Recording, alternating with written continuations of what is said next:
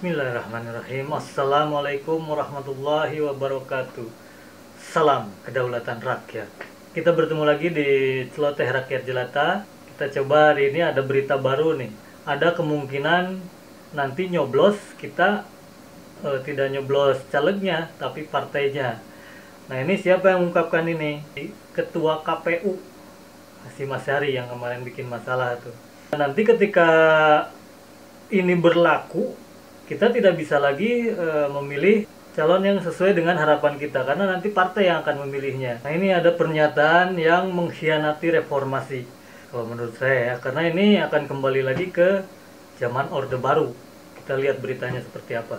Ketua KPU titik 2, ada kemungkinan pemilu 2024 kembali ke sistem coblos partai. Ini dari judulnya saja ini sudah kontroversial ya.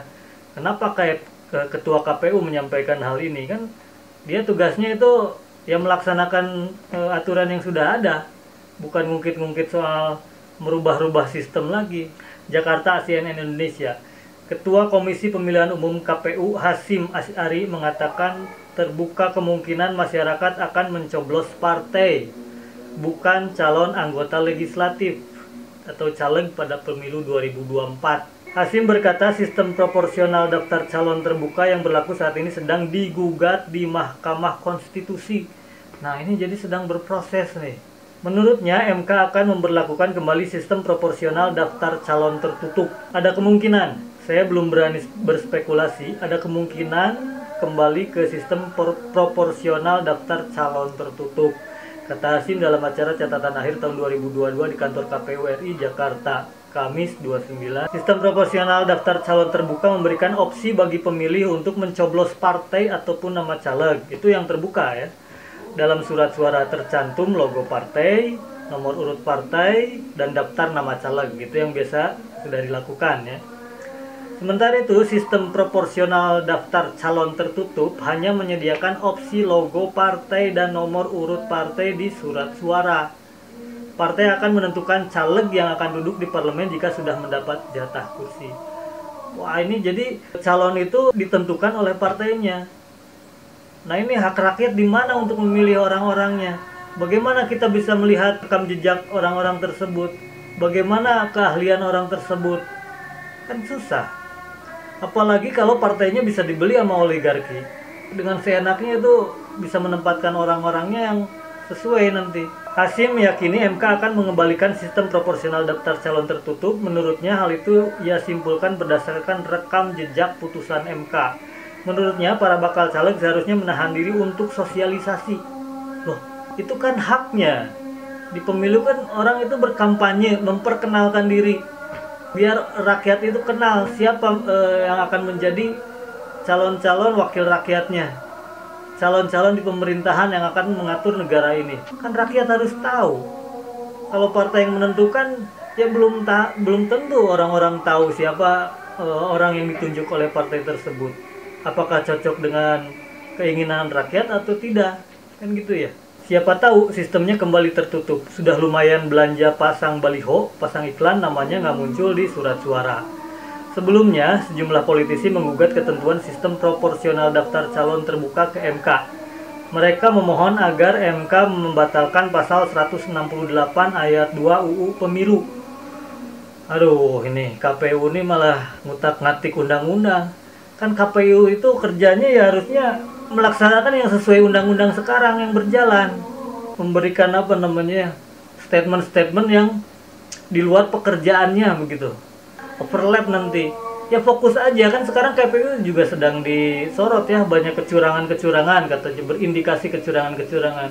Kan itu harus diperbaiki. Ini ketuanya malah ngomong seperti itu. Jejak seruan pemilu 2024 coblos partai. Ini diusulkan oleh PDIP hingga proses di MK. Nah, ini PDIP lagi.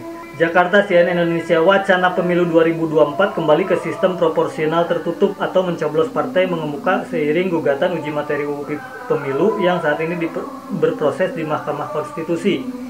Upaya mengembalikan pemilu dalam sistem proporsional tertutup telah digaungkan sejumlah pihak sepanjang tahun ini. Mereka menghendaki rakyat mencoblos alih-alih calon legislatif langsung, beralasan sistem proporsional terbuka saat ini telah menghamburkan duit negara untuk ongkos pemilu. Ini pertama kali digaungkan oleh PDIP. Wacana ini untuk pertama kalinya digaungkan oleh PDIP besutan Megawati Soekarnoputri pada Februari lalu. PDIP menganggap sistem proporsional terbuka yang diterapkan saat ini menelan ongkos pemilu mahal. Demi kepentingan bangsa dan negara, sistem ini dapat diubah menjadi proporsional tertutup. Ini lebih penting sebagai insentif bagi kaderisasi partai. Nah, ini ada yang menarik nih. Kata Hasto Kristianto dalam keterangannya Minggu 27 bulan 2. Suara senada dilontarkan Ketua DPP PDIP bidang ideologi dan kaderisasi Jarod Saiful Hidayat yang meyakini sistem proporsional tertutup mampu menekan praktik jual beli suara. Betulkah? Apakah partainya tidak bisa dibeli? Dengan itu maka tidak ada lagi pertarungan antar calon, katanya. Nah, jadi bagaimana rakyat bisa tahu ide-ide atau gagasan seorang yang mencalonkan diri dengan orang lain yang mencalonkan diri juga? Itu kan harus tersampaikan. Mereka yang sekarang ngurusin partai luar biasa, berkorban luar biasa, kemudian pada saat pencalonan itu kalah sama orang yang baru membawa duit karena amplopnya lebih tebal. Ini tidak fair loh. Nah, ini ada hal yang menarik yang bisa kita cermati di sini ya. Ini kata Jarod nih. Jadi yang pertama yang kita lihat, ternyata memang ada praktek uang di situ. Nah, kalau PDIP yang menyampaikan hal seperti ini kemungkinan pernah terjadi juga di sana.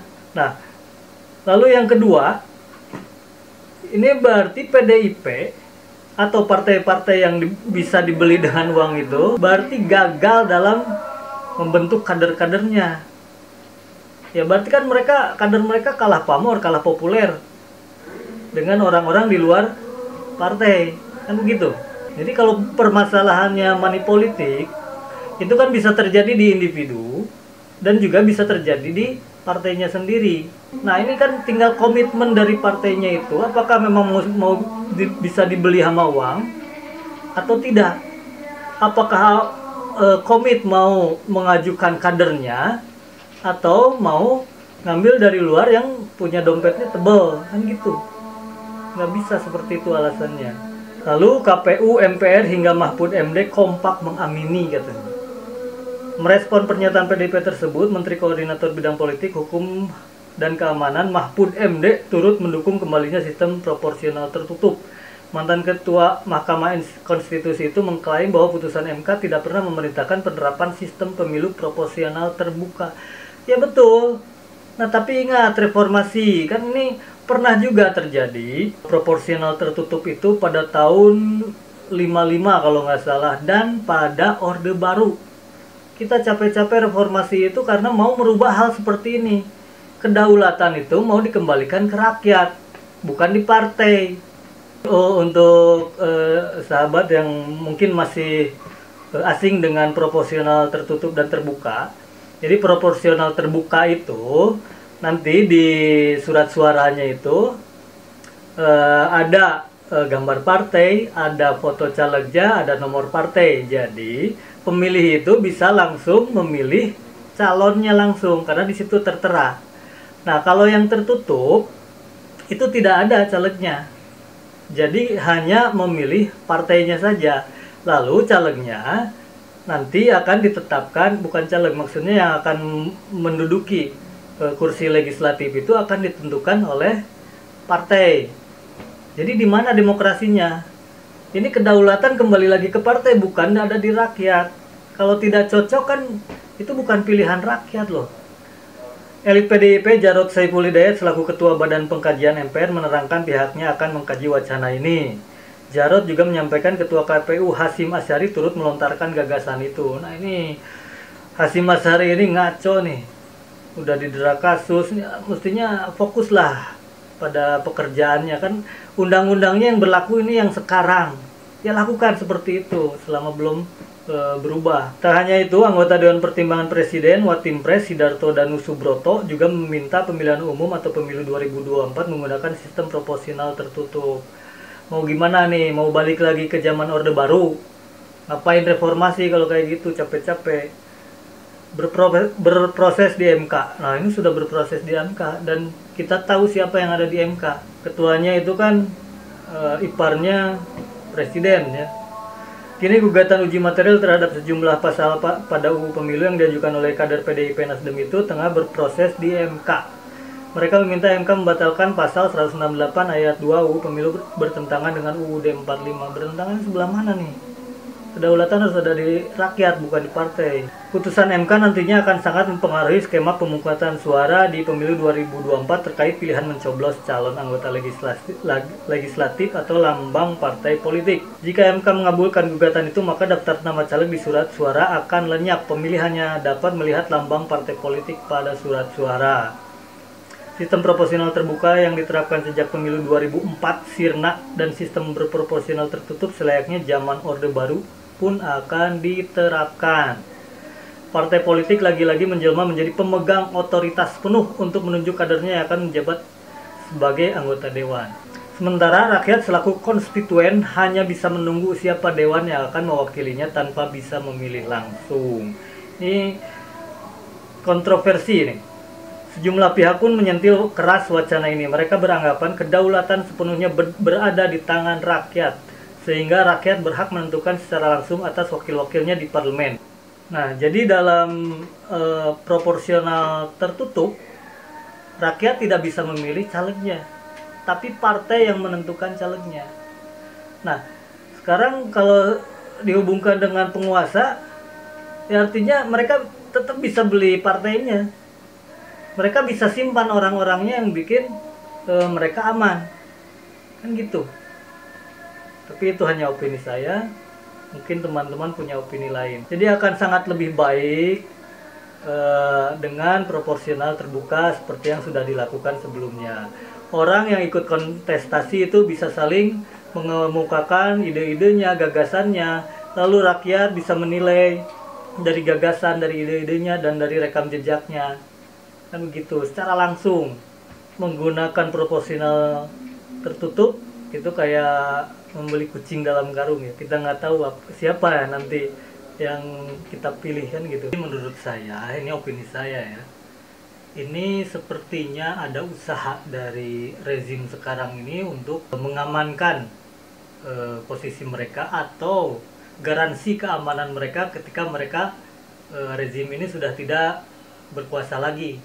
Karena dengan cara tertutup ini artinya rakyat tidak bisa memilih langsung, tapi partai yang memilih calonnya. Nah, artinya rezim ini bisa membeli partainya dan menempatkan orang-orangnya di situ, karena rakyat tidak tahu kan siapa calon-calon yang akan ada di dewan nanti. Kemungkinan ada hal-hal yang akan membuat rezim sekarang ini merasa terancam ketika penguasa baru, terutama penguasa yang baik, yang mau menegakkan keadilan, memperhatikan rakyatnya, ini mungkin akan mengungkit permasalahan di rezim yang lama. Keborokannya akan terbuka. Bahkan mungkin bisnis-bisnisnya pun ada beberapa yang akan terhenti, yang sekarang memanfaatkan jabatannya untuk mereka berbisnis tertentu misalkan, atau kebijakan-kebijakan yang dibuat untuk melancarkan bisnis-bisnis mereka. Nah, seperti itu. Tapi itu hanya opini saya saja. Bagaimana menurut para sahabat nih? Kalau misalkan sama dengan jalan pemikiran saya, silakan komentar, dan apabila memang menentang jalan pemikiran saya, silakan berkomentar juga di kolom komentar. Baik, terima kasih. Assalamualaikum warahmatullahi wabarakatuh. Salam kedaulatan rakyat.